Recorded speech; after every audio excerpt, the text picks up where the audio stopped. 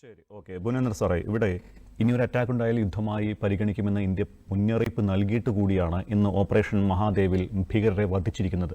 ആ ഭീകരർ മറ്റൊരു ആക്രമണത്തിന് തയ്യാറെടുക്കുന്നതായാണ് റിപ്പോർട്ടുകൾ വരുന്നത്. പക്ഷേ ഈ സിന്ദൂർ കൊണ്ടൊന്നും പാകിസ്ഥാൻ പഠിച്ചില്ല, അല്ലെങ്കിൽ ഭീകരർ പഠിച്ചിട്ടില്ല എന്നാണോ തെളിയിക്കുന്നത്?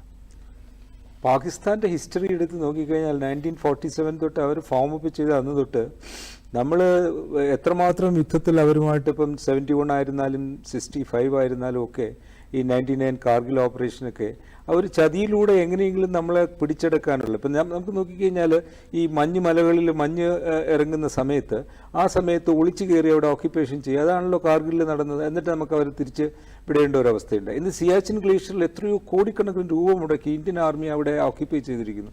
എങ്ങനെയാണ് അതുണ്ടായതെന്ന് വെച്ച് കഴിഞ്ഞാൽ ഇപ്പം ഈ ഒരു കേണൽ കുമാർ എന്ന് പറയുന്ന ഒരാൾ പെട്രോളിങ്ങിന് വേണ്ടി ആ സ്ഥലത്തേക്ക് നോമാൻസ് ലാൻഡിലേക്ക് പോയപ്പോൾ അവിടെ ഈ എഗെയിൻ ഒരു ചതിയുടെ രൂപത്തിൽ ഈ മഞ്ഞ് മലകളിൽ കയറി അവിടെയായിട്ട് ഓക്യുപ്പൈ ചെയ്യുന്ന പാകിസ്ഥാനുകളെ കണ്ടുകൊണ്ടാണ് നമുക്ക് അവിടെ പെർമനൻ്റ് ആയിട്ട് ഓക്യുപ്പൈ ചെയ്യേണ്ട അവസ്ഥയുണ്ടായിട്ടുള്ളത്. അങ്ങനെ പാകിസ്ഥാൻ ഒരിക്കലും മിണ്ടാതിരിക്കുന്ന ഒരാളല്ല. കാരണം പാകിസ്ഥാൻ്റെ ഒരു സൈക്കോളജി തന്നെ, പാകിസ്ഥാൻ്റെ അവിടുത്തെ ആളുകളുടെ സൈക്കോളജി തന്നെ ഇന്ത്യയുമായിട്ട് ബന്ധപ്പെട്ട് എപ്പോഴും ഒരു പ്രശ്നം ഉണ്ടാക്കിക്കൊണ്ടിരിക്കുക. അതാണ് പാകിസ്ഥാൻ എപ്പോഴും ആവശ്യം. എന്താണ് മണ്ടത്തരം അവർ കാണിക്കുന്നതെന്ന് അവർ മനസ്സിലാക്കുന്നുണ്ടോ എന്ന് എനിക്കറിയില്ല. എന്തായാലും അതുകൊണ്ട് തന്നെയാണ് അവരുടെ ഇക്കോണമിയൊക്കെ ഇത്രയും നശിച്ച രൂപത്തിലേക്ക് പോയിരിക്കുന്നത്. എത്രമാത്രം വാർ എസെൻഷ്യൽ. അപ്പോൾ വാറിൻ്റെ വെപ്പൺസ് ആയാലും ശരി, ന്യൂക്ലിയർ ഫെസിലിറ്റീസ്, ഇതൊക്കെ വരുന്നതിന് കുറേയധികം കാശിൻ്റെ ആവശ്യമുണ്ട്. അങ്ങനെ ഒരു കാശുണ്ടാക്കി അങ്ങനെ ഒരു ഫിനാൻഷ്യൽ പവർ അല്ല പാകിസ്ഥാൻ വെളിയിലുള്ള രാജ്യങ്ങളുമായിട്ട് ഇടപെട്ടിട്ടൊക്കെ അവർ ചെയ്യുന്നുണ്ട്. അവരുടെ ഓരോ ദിവസവും അവരുടെ സ്റ്റെബിലിറ്റി നശിച്ചുകൊണ്ടിരിക്കുന്നതാണ് എനിക്ക് പറയാൻ കഴിയുന്നത്.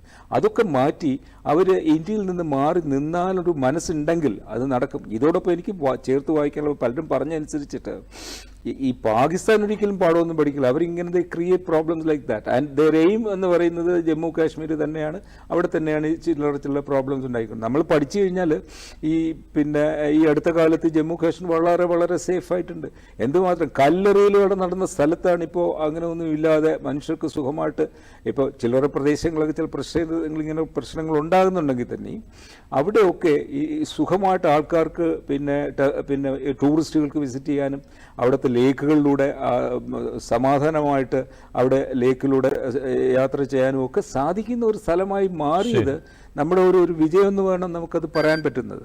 ആ വിജയത്തിലൂടെ പാകിസ്ഥാനെ നമ്മൾ ഒരിക്കലും താത്തു കാണേണ്ട ആവശ്യമില്ല. അവരെപ്പോഴും തയ്യാറായിരിക്കും, എന്തെങ്കിലുമൊക്കെ ചെയ്തുകൊണ്ടിരിക്കുക. അത് അവരുടെ ഒരു സ്വഭാവമായിട്ട് നമ്മൾ കണ്ട് നമ്മളതിനെ, അതുകൊണ്ടാണല്ലോ ഞാൻ ഈ പറഞ്ഞ നമ്മുടെ ഇൻ്റലിജൻസ് ഏജൻസീസ് മുമ്പും ഇത് ചെയ്യാറുണ്ട്, ഇപ്പോൾ കുറച്ചുകൂടി ആക്റ്റീവ് ആയിട്ടുണ്ട്.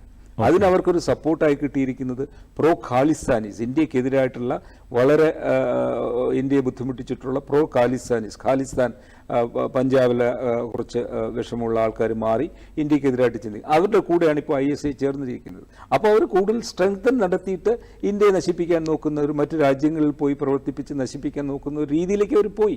ഇന്ത്യയിലോ അല്ലെങ്കിൽ JNKയിലോ വന്നാൽ ഫലിക്കില്ല എന്ന് കണ്ടിട്ടായിരിക്കാം മറ്റു രാജ്യങ്ങളിലൂടെ നമുക്ക് എതിരായിട്ട് ഇൻഫർമേഷൻ പ്രശ്നങ്ങളും സൈബർ ഓപ്പറേഷൻസും ഒക്കെ നടത്തി നമ്മൾ നശിപ്പിക്കാൻ ശ്രമിക്കും. അതൊന്നും ഒരിക്കലും ഇന്ത്യ ഒരു കാര്യം കൂടെ എനിക്ക് പറയാനുള്ളത്, നമ്മളെല്ലാം പറയുന്നൊരു കാര്യമുണ്ട് ഇവിടെ രാഷ്ട്രീയക്കാർ.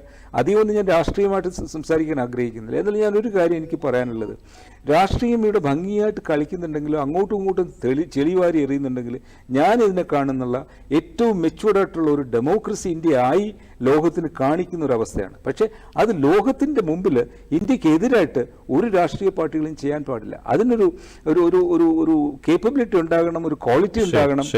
ആ ഒരു എന്തെങ്കിലും എതിര് പറയുമ്പോഴത് ക്വാളിറ്റിയോടുകൂടി സംസാരിക്കാനും ക്വാളിറ്റിയോട് പ്രവർത്തിക്കാനും നമ്മുടെ രാഷ്ട്രീയക്കാർ നന്നായിരിക്കും.